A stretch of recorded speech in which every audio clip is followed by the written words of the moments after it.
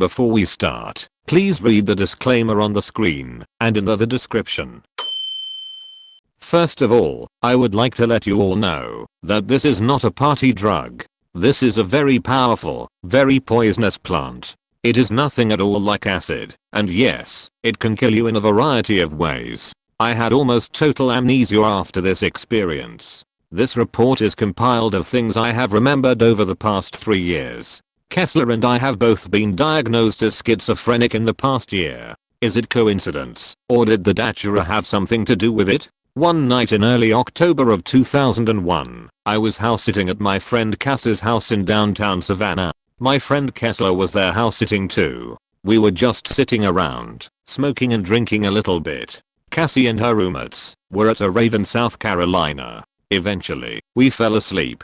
The crew arrived home early the next morning. We were sitting around passing the bong around, talking and stuff. Cassie gave Kessler and I a small bag full of black seeds in a crimson liquid. I had no idea what they were, neither did Kessler. Cassie explained to us that it was jimson weed. I still had no idea, neither of us had ever heard of it. I was a stupid kid, so I didn't even research it. Cassie told me that it was enough to make about 5 people trip nuts. Now, Kessler and I were psychonauts, so we thought her definition of tripping nuts was probably a bit different than ours. So we just divided the seeds in half and ate them. I'd say we each had about 70 fat juicy seeds, and we each drank the liquid, whatever that was. I had done acid, ecstasy, AMT, a lot of other stuff before this point, but nothing could prepare me for the world that I was about to enter. I guess this would be a good place to explain something. The hallucinations from datura stramonium are very strong. They are very strange, but seem natural. What I mean is, everything is very odd, but seems real, more real than reality, if that makes any sense to you. Kessler and I waited for about an hour or 2, and still weren't feeling it. We went to my house and chilled out there for a while. We were starting to get very tired. We decided to go back to Cass's house, so we could stay up. We got there, and we were feeling very drunk by this time. Ultra sloshed. Drunker than I have ever been, and I've been pretty drunk. I fell asleep on Cass's couch. When I awoke I was feeling even more drunk. I couldn't even stand up. My girlfriend at the time, Beth, drove me home. I don't remember, but she said that on the way home I kept on taking my lighter out of the dash and trying to hit it like it was a pipe. When I arrived home, that's when it hit me really hard. I went into my bedroom and got online to check my email. Suddenly I saw a miniature version of myself walk out of my monitor. He sat down on my computer desk and started talking to me. We had a very deep conversation about life, love, and many other things.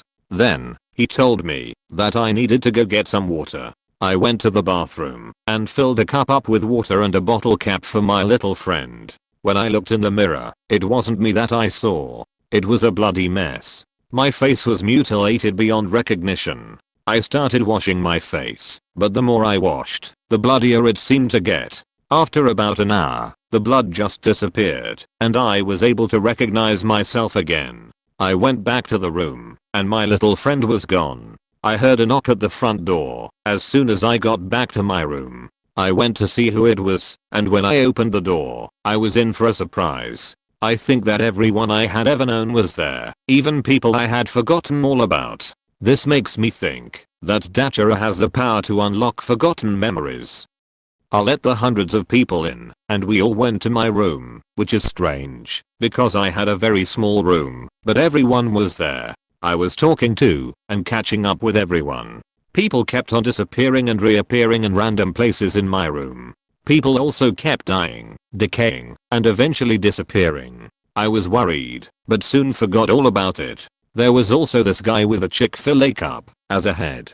He would keep dying, decaying, and coming back to life. I tried to kick everyone out, but I couldn't seem to get the Chick-fil-A guy to leave. Every time I tried to pick up the bones, they would turn to sand. He would then be reborn from the sand. I was getting really pissed off and quite freaked out. My friend Superman appeared from somewhere and helped me out. He tried to pick up the bones, and they turned to sand, so he pulled a broom out from somewhere and swept the guy out of the front door. Superman came back to my room, dragging a large cross. He talked to me as he proceeded to crucify himself. When he was completely hung up on the cross, he started to become very disfigured. He then exploded into ashes. I was horrified.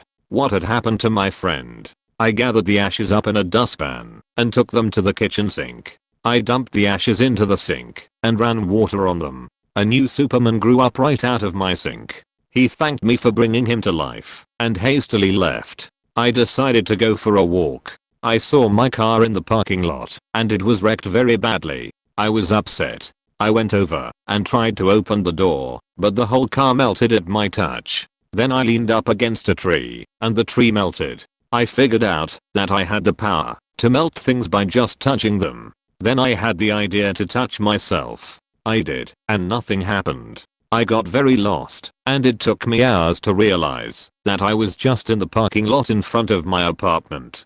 I wanted to go back inside, but I couldn't. I had locked the door and already had melted my keys on accident. The power eventually went away, so I used my ID to try to break into my house. I couldn't do it. I walked away and found my keys back in their solid state. I used my keys and let myself in. I soon noticed that my ID was missing.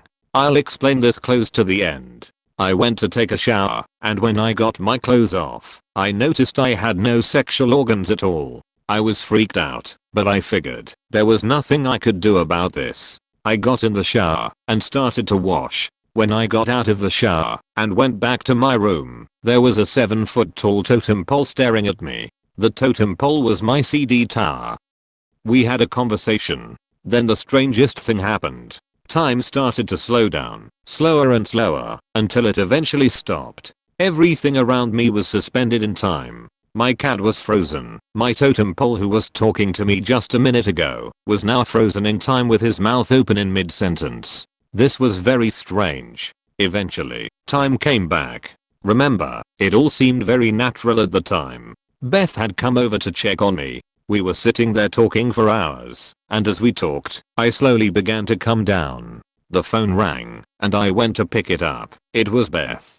How was this possible? I looked over at the Beth on my bed, and she began to fade into nothing, waving at me as she went. This was the last major hallucination that I had on the datura. About my ID that had come up missing. I was so messed up on the datura that I was trying to break into the wrong house. The next day, I got a knock at the door. It was the lady who lived in apartment 703. She told me that she had found my ID in her door. I wasn't even going to try to explain. The after effects of this stuff are wicked. I couldn't see anything clearly for about a week. I also felt strange for almost a month. It was like a month-long acid trip. I was having minor hallucinations for weeks. Thank you for watching this video. If you enjoyed the video, please leave a like and consider subscribing.